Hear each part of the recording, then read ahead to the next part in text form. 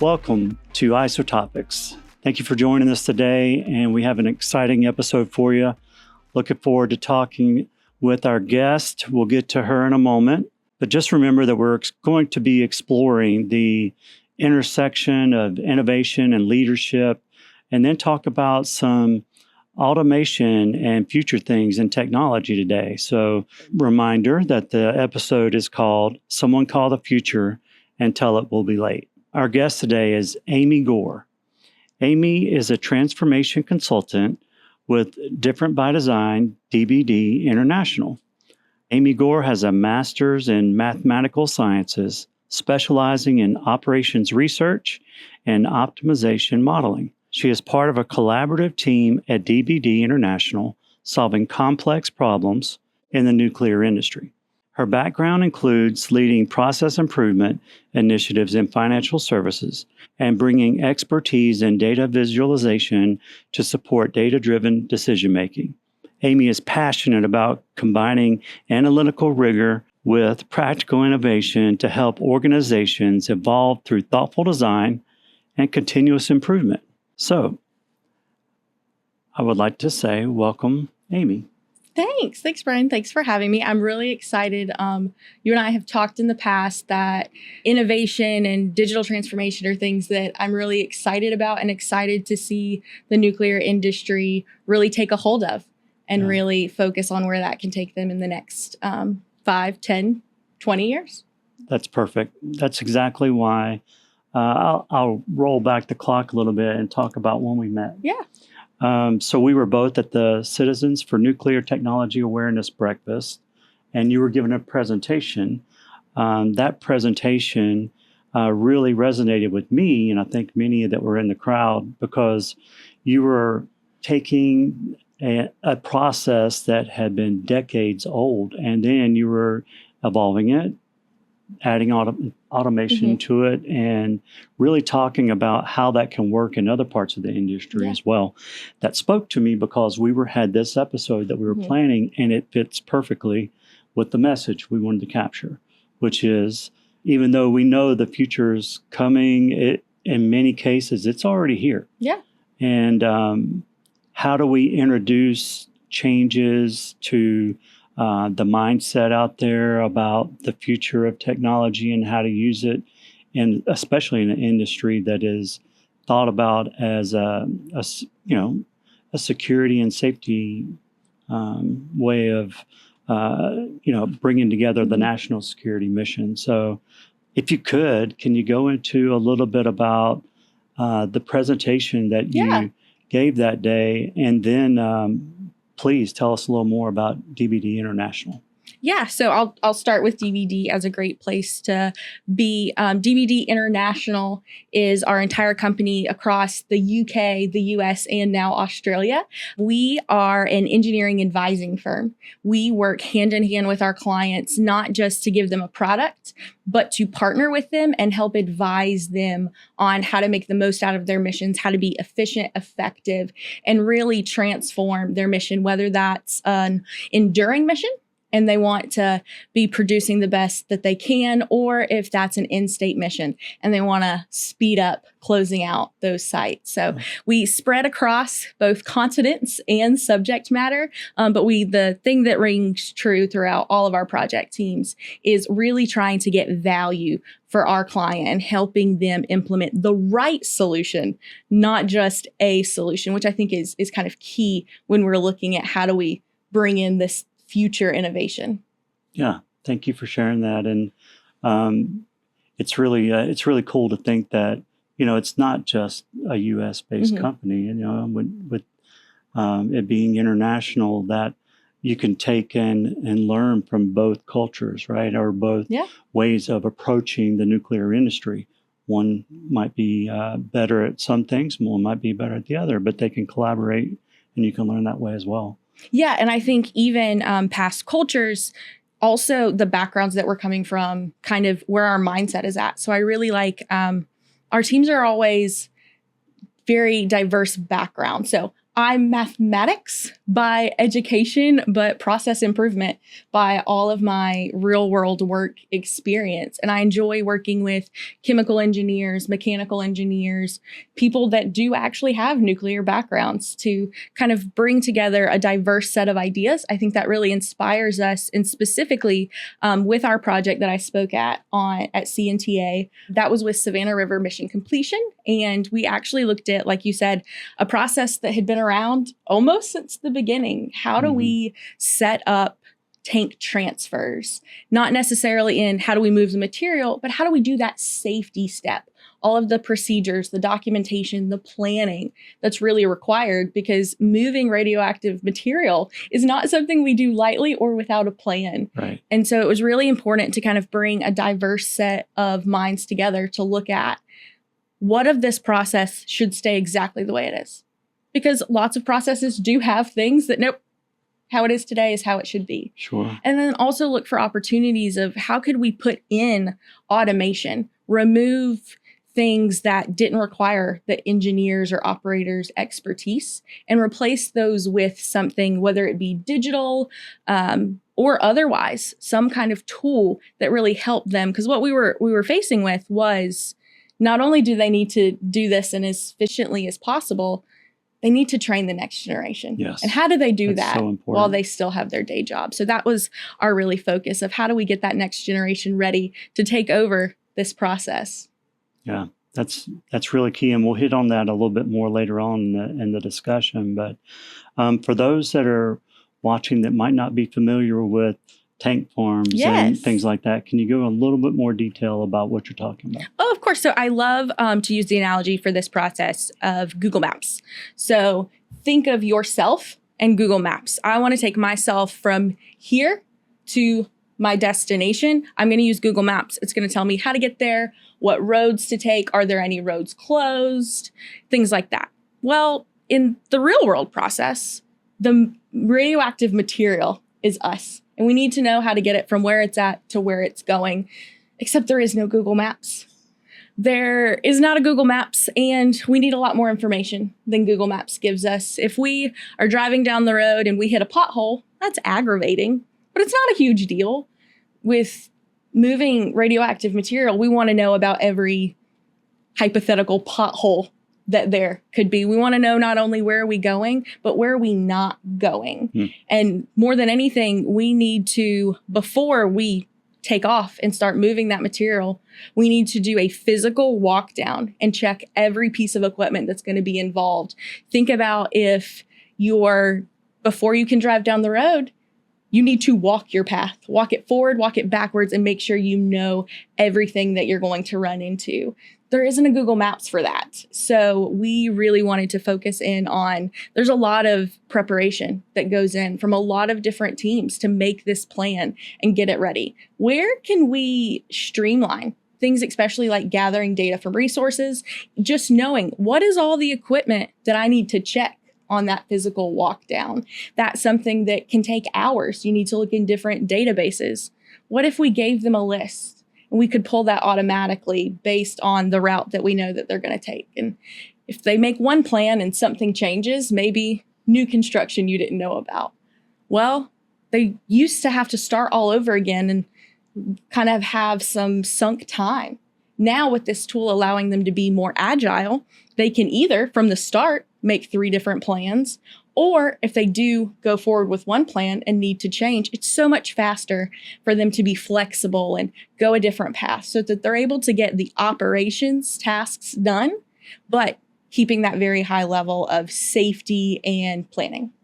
Oh, that's great. And I love the analogy with the Google to relating it that way. That really, when I heard the presentation, that really was like an aha moment, like, oh yeah, she's really relating to everybody in the room, not just a PhD, but an actual someone that could be on the line working. Anybody can understand that. That discussion. So I appreciate that. What I'd like to do now is just take a brief moment and talk about how this isn't just a topic that we're identifying. It's something that was initiated a long time ago, trying to get technology advancements in, but for those that are viewing, you'll be able to see the slide, and we'll have a basically a representation of where you can go and find out and research more if you'd like to. But we'll start off first with a executive order that was put in place by President Trump. He issued this executive order, and you can find this on energy.gov, to launch the Genesis mission, a historic national effort led by the Department of Energy. The Genesis mission will transform American science and innovation through the power of artificial intelligence, strengthening the nation's technological leadership and global competitiveness. The ambitious mission will harness the current AI and advanced computing revolution to double the productivity and impact of American science and engineering within a decade.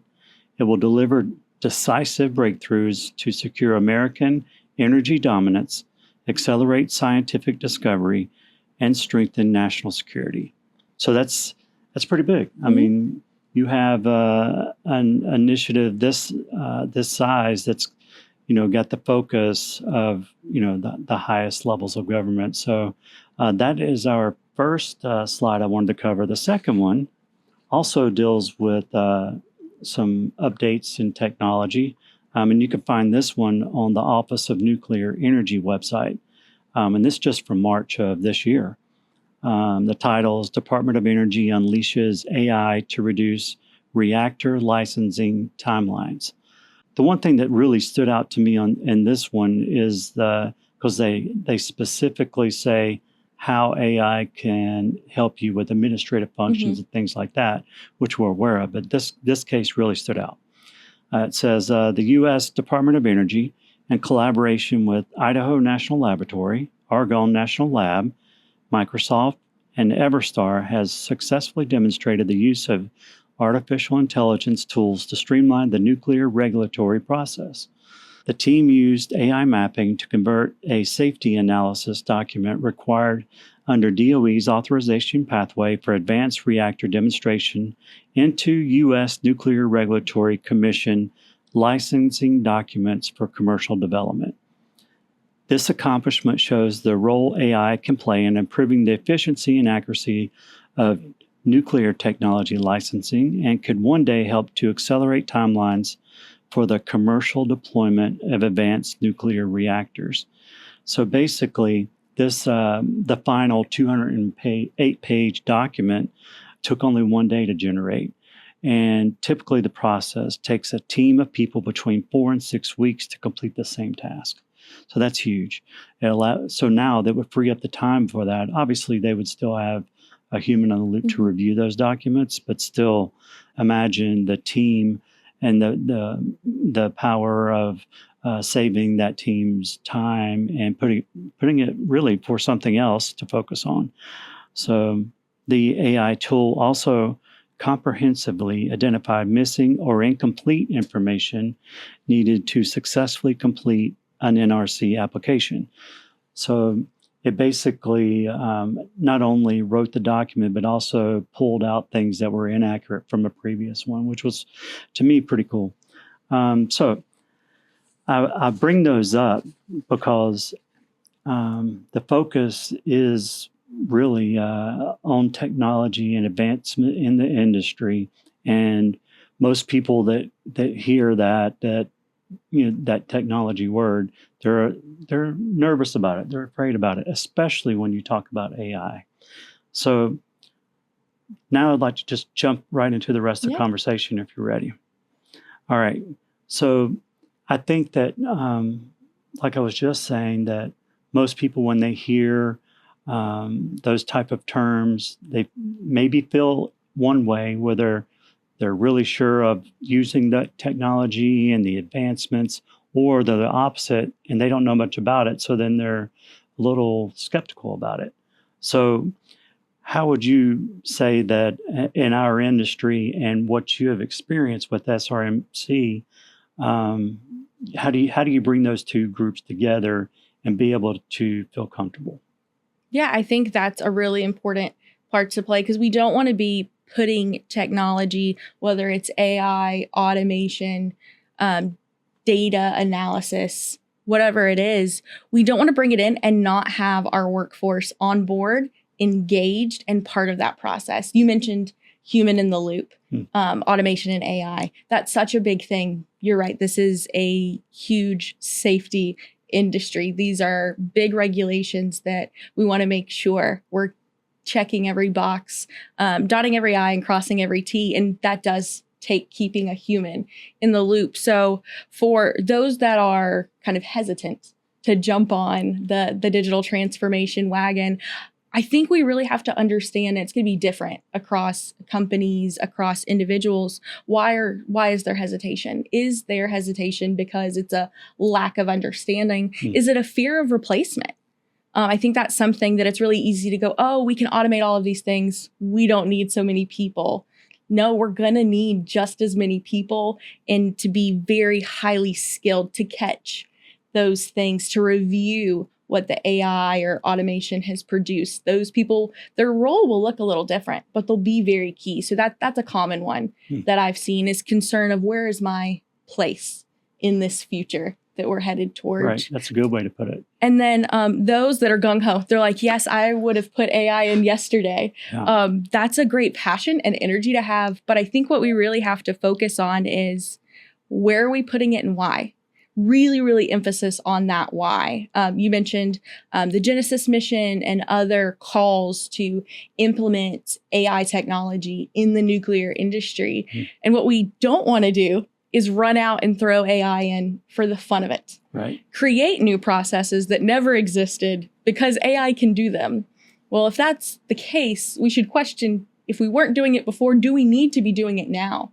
And instead, we need to kind of stay anchored in what are our objectives as an organization, as an operations team, high level kind of sky view. What are our objectives as an organization? And then also down to within facilities, within processing teams, what are our objectives? And how can we use AI to be more efficient, to be more productive, but not to say that we're using AI. That's so tempting that you want to be the first people utilizing AI. It is so cool. And there's some benefit of getting your team members more familiar with it. That kind of falls back to the people who are hesitant because they're unaware of what the AI can actually do. It's very much an unknown. There's some benefit in that, but we don't need to reinvent the wheel and have AI doing so many more things that we weren't doing and aren't bringing value to our organizations, I think is really key. So it's taking those two groups and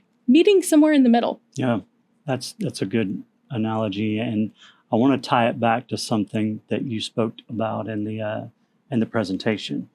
So you mentioned that you were trying to introduce a way, not remove an entire process necessarily, but in order to streamline it and be able to keep that human in the loop at that facility, so that maybe some suggestions or recommendations from tools, but there was still a decision that had to be made by a human. Can you kind of go into that a little bit? Yeah. So the type of transformation that we were doing in that process wasn't AI. We made a really specific choice to not use AI and instead use what we call deterministic automation. Right. It's rules-based, black and white. Basically think of speeding through like an instruction manual where there's a yes and a no for everything. And as soon as we hit something that's gray, not yes, no, that's when we want to throw it over to the user. That's where we want to pull in their expertise. And that's why for that process, we saw so much benefit in the user and their critical thinking that AI specifically as our technology didn't bring us any value. And I think we can implement AI in processes where we still have human in the loop, but we need to really think about the decisions that are being made. And am I willing to let AI make this decision? Or what is really beneficial is to allow AI to make a recommendation of a decision, to alert our operators, engineers with information and say, hey, something needs to be done, but let that engineer, that operator, that leader decide what it is that needs to be done. And then like the example you gave of updating the safety documentation, then allow AI to help us get that thing done. Right. But keep that user in so that they are the trigger point. That is, yes, let's take action. Because that's what all of this technology can really allow us to do, is take more meaningful action faster to bring bigger value. I appreciate that. And the reason I wanted you to talk about that example is so that the audience understands I'm not trying to talk about just AI or just a certain branch of the technology advancements, because in that case, it wasn't AI, but it was a way to introduce automation that would help the facility. And do you remember the numbers that you talked about, the efficiency levels that I was going to provide SRMC? Yeah. So without this tool, the process to create one procedure, that big plan of how are we getting to where we're going, our full Google Maps, would take about 300 active hours of engineer time, radiation safety time, operators time. It would take about 300 hours over the course of 6 months to go, we don't have a procedure till we have a procedure. Now we're looking at cutting that down so drastically. Over the course of the mission that Savannah River Mission Completion has left, we're expecting 19,000 hours of saved time. And that's just to scratch the surface. So since we can do these things faster, it opens up more doors for things where we wouldn't have normally made a transfer. Is there benefit because we can be more agile, make the materials that we need for that transfer faster? So right now, that's kind of just the floor of where we see the benefit, 20,000 hours. And that's hours that can be replaced with more critical thinking tasks, having our engineers, our operators think about what are other ways we can improve our mission. Right. And thank you for that. I appreciate that, because I think that's important for the audience to know why things are done a certain way. But when we talk about nuclear, and you talked about how normally it takes a long time to approve procedures and things like that, it's for a reason, because they want to make sure it's correct. So in our industry, things tend to move slower because they want to make sure that compliance and safety and security are there and in place. But now we have tools that are coming to the forefront that we're going to be able to speed up things a lot. I don't want to use that word just flippantly and say everything's going to be so much faster. No, it'll take time and there'll be approvals in place. But I just wanted to make sure that we discuss that as well. And I think that also brings up a key thing, that faster isn't always the goal. We have some things that we want to do faster. With the tank transfer procedure project, faster was great. Faster was awesome. We celebrate faster. But the objective and the goal was make sure that we can do this when we lose those subject matter experts, that generation that's getting towards retirement. Make sure that we can do it without them. And sometimes with other processes as well, faster is great, faster is good, but more effective and also more resilient to workforce turnover is sometimes even more key. Right. Yeah, that's good. In different cases, might be able to go faster in one area, but slower in another. My previous roles I used to say the phrase, slow is fast. And people look at me like, what are you talking about? And I said, well, if you do the right thing the first time slow enough, then you don't have to go back and fix everything. And you can actually end up doing it faster that way. Just throwing that out there. All right.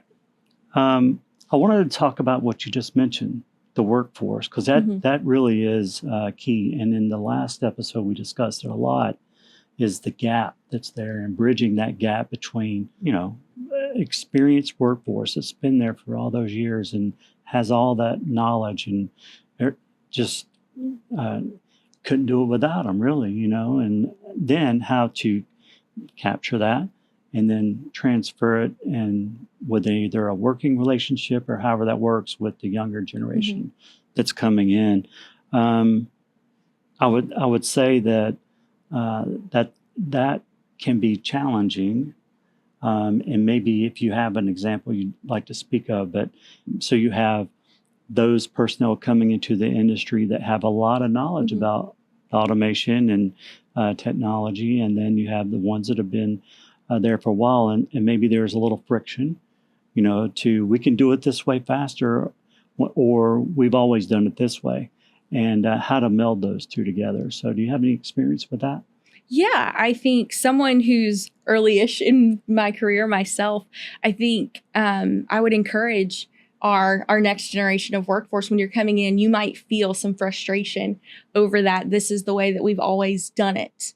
But a lot of times I feel like the experienced generation, they may say that this is the way we've always done it. And it may be a subconscious thing that there's a very valid reason of why we've always done it this way because, but it's so second nature to them that they are missing this is actually why we do it. And I would encourage the next generation of workforce to always ask, kind of keep digging. I like to call back to the strategy of the 5 whys of this is the way we've always done it. Well, why? Well, when we did it this other way, it wasn't as efficient. Well, why wasn't it? Well, we had more mistakes. We had to redo work more. Oh, why were we redoing work more? Why weren't we getting it right on the first try? And then you can really kind of get towards what is the real root of why we're doing it this way. And that might open the door even to more potential different ways at looking at the process and potential solutions for efficiency and really effectiveness. Yeah, I like that. That's pretty intuitive. And the thing that, I think we might be missing in it, and I want to make sure I emphasize, is that, that experienced employee that's been there all those years and the new one that's coming in, they both had the same goal, to help the national security mission. And if they can at least link that way and know that they're both working towards that same goal, I think it'll be huge. So, we talked about the new workforce coming in, the old workforce, sharing that experience and capturing that knowledge. Can we talk about a little bit in the mentorship realm?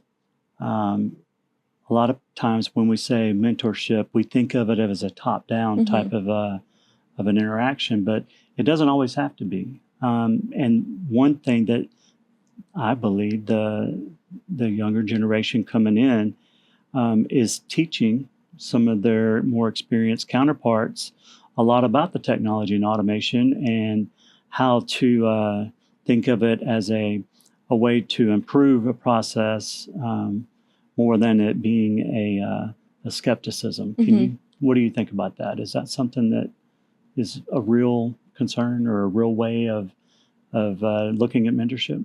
Yeah, I think that's a great point, that kind of looking at what can our experienced generation take from these newcomers is, I think they always kind of say that the way that you really know something is when you can teach it to someone else. But I think what kind of gets taken for granted in that is while you're teaching someone else a process, a task, you see it in new light as you start to see it through their eyes. So I think that I would encourage our younger generation, like you said, so they want to create these mentor partnerships with their experienced personnel, but don't feel it as you're only getting from them. What can you put forward? That's right. Yeah. They've been living the same processes potentially for, a decade or longer. Some things that they may have wanted to change long ago, maybe it wasn't the right time because of safety and regulatory concerns. Maybe the technology wasn't there. Maybe the idea that they had 10, 15 years ago, was it possible, or maybe didn't get listened to?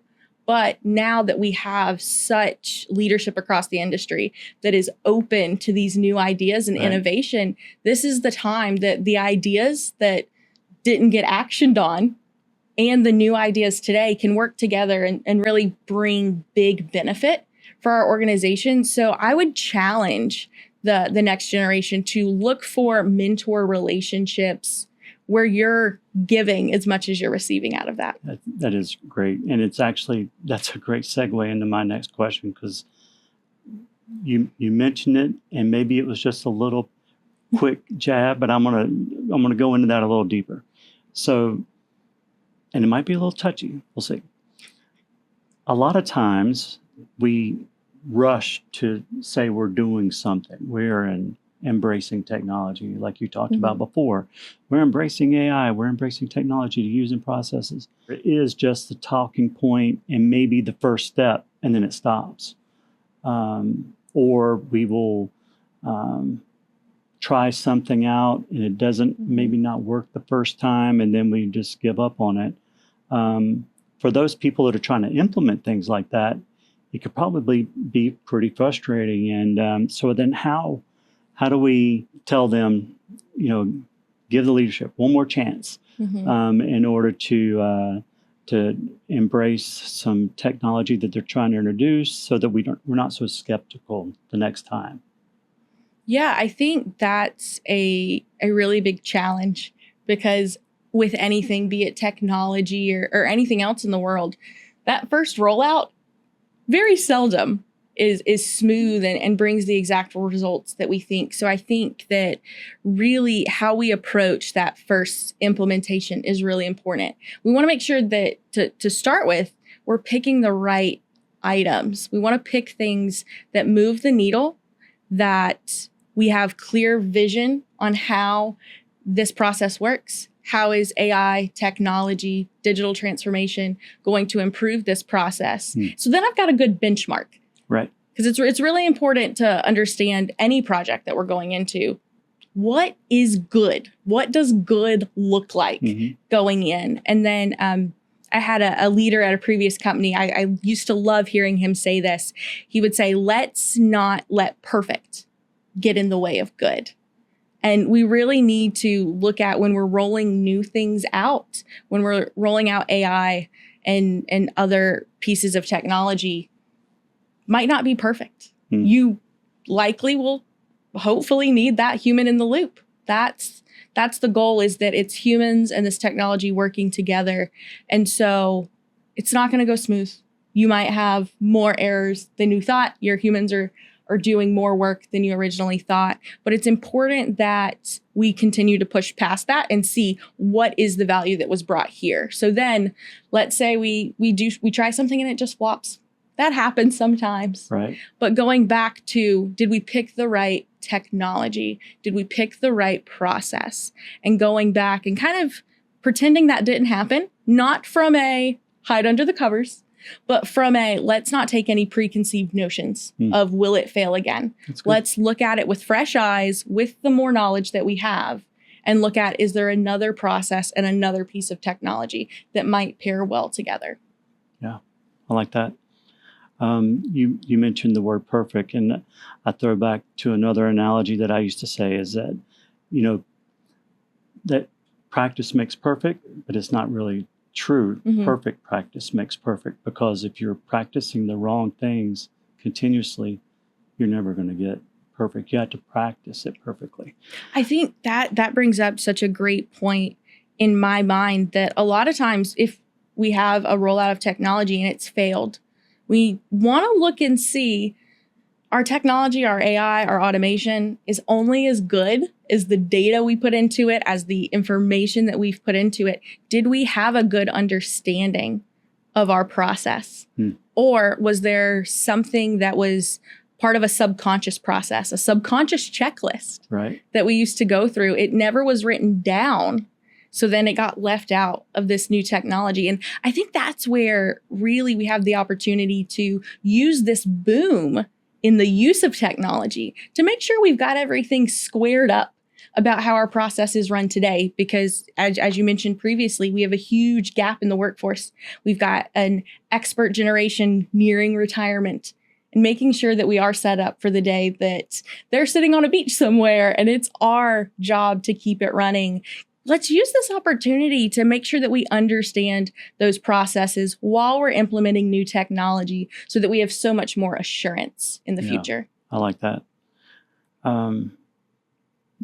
I asked the same question this last episode about if I say the phrase future ready in our industry, what is that? What do you think about? What are the not necessarily the catchy and the fun words to throw around, but what does that mean to you, future ready? So kind of tying back something you said earlier about people who are hesitant for change. I think to start, like, future, that's a very unknown. We don't know what technologies are going to be available, what challenges are going to come to our organizations. So when I think of future ready, I really am focusing on that ready for anything.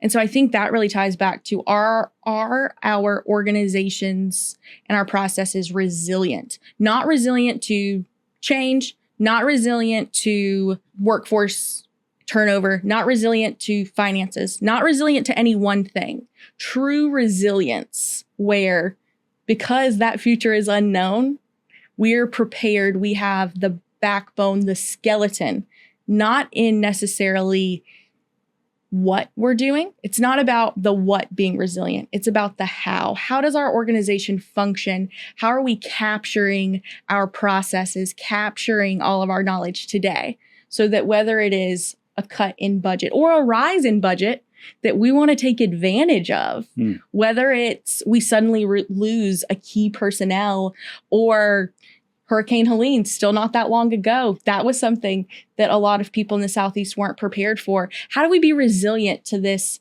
unknown? And I think it's less about what our organization's doing and how we do everything. That's a good point. And I think that makes us future ready as well. An attitude, right? To be ready. Okay, I like that. One quick thing I want to ask you. Now that I've asked you all these questions about the state of the industry and using automation technology, things like that from your standpoint. Would you like to share anything else about DVD International and ways that use automation and technology and that the viewers would feel interesting? Yeah, no, that's a great question. So my team, specifically our mission transformation team, we constantly have to ask ourselves, we're out there helping our clients. We're saying, how do you do this more efficient? Could you automate this? Could you do more with your data? But if we're not doing that, doesn't that make us a hypocrite? If we're not constantly looking for opportunities to utilize these tools ourselves for our internal processes. So we're constantly looking at things like automating invoices. We're looking at how do we get all the information that needs to go out to certain people, and how do we do it as fast as possible, getting the checks that we need. So sometimes it's small things. So right after I joined DBD in the Aiken office, we implemented using DocuSign for signing certain paperwork and invoices. And that was so much easier than emailing a PDF around, signing it, and then hoping no one has signed it while you were signing it, because then, I've got to sign a new copy because we've got two different versions. So sometimes it's small things like just looking at, hey, is there a tool? Is there a better way? And sometimes it's big things. We're currently working on a project to look at some of the models and the simulations that we make. We have a very, very high bar for verification and validation. It's really a big part of our quality assurance processes. And it generates so much information. All of our developers are modeling and simulation engineers. Every time they make a change on these models, they're capturing the why, they're capturing the how. We're checking it off and making sure that they did what they said they were going to do. It works. But then what do we do with it? So we've been challenging ourselves to how can we really create a more robust view of what our development teams are doing by utilizing things like AI. We've got all this data that we've written down. Now, how can we summarize this? How can we give this to our client and say, hey, you know in your head what we've been doing for you for updating the model, but here's really some deep details. And maybe that inspires our client to ask for something different. So, hey, well, you figured out how to do this. If we show them at a really digestible level how we did item A, maybe that'll trigger them to think, oh, wait, wouldn't it be great if I had item B? So we are challenging ourselves we create data all day, every day. How can we use that to really not only improve ourselves, but better serve our clients? All right. Thank you for that. I appreciate it. I'd like to say thank you for the conversation overall. I mean, I knew the first time I heard you speak about the automation and stuff that you were a fantastic presenter, and I knew that the subject would really hit home with this episode. So I thank you for your time. I appreciate it. Very nice for you to come by. So we will make sure that all your contact information is available for our audience. And if there's anything they have questions for, we'll make sure that they have that to contact you. So once again, thank you. Thanks. This has been great. All right. One last thing, Amy. As you know, we started a tradition on our first episode where we take a question from the last guest and I'll provide it to you to answer. And then if you can write down a question for the next guest. Now, for our viewers, you don't know this yet, but for our next episode, we'll actually have 2 guests. So if you want to keep it the same question, that's fine. If you want to make it 2 different ones, that's up to you. But once again, thank you for continuing this tradition. And I look forward to seeing your response. I'm excited. Thank you. And that's a great place to land. I just want to talk and say to everyone listening, the future of nuclear isn't just about being shaped by technology. It's being shaped by how we respond to technology. I think that's one of the best takeaways from the day. So want to challenge you to stay curious, stay adaptable, and keep pushing forward. Thanks for everyone that is viewing. I'd like to ask you to like the episode, subscribe, and then share it if you will. That really helps the podcast overall. And once again, thanks for paying attention to what we have to say. Hope you got something out of it. And make sure you tune in to our next episode of IsoTopics, where we make podcasts rad. Episode 3, Old Wisdom, New Direction. Welcome to IsoTopics, where we explore the people, stories, and innovations shaping the future of our national security mission. Check out this promo for IsoTopics episode titled, My Job is the Pits. And before you assume that that's just an expression, trust me, it's not. We're talking about plutonium pits, the tiny, powerful cores that sit at the heart of our nation's nuclear deterrent. And our tagline for this episode, Old Wisdom, New Direction, says it all, because the work happening now in pit production is built on decades of experience, but it's being reimagined for an entirely new era.